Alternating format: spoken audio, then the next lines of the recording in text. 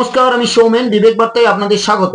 আদর্শচ্যুতি মানুষদের কাছে এটি একটি শিক্ষণীয় ভিডিও। তো আপনাকে তো আর ডাকতে পারিনি, কারণ আমি তো এখন তৃণমূলে চলে গেছি।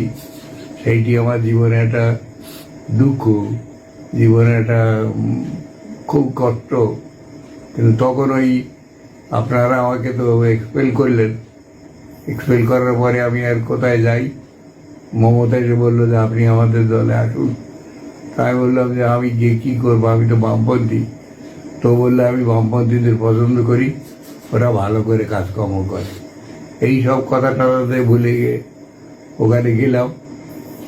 এই মমতার কথায় ভিড়িয়ে তো আমার আর কিছু করার নেই। এখন আমি এখন নিঃসঙ্গ, চেয়ারে একটা পড়ে থাকি, চেয়ারে। আর মাঝে মাঝে আপনাদের কথা মনে হয়, তখন চোখ দিয়ে আবার জল বেরোয়।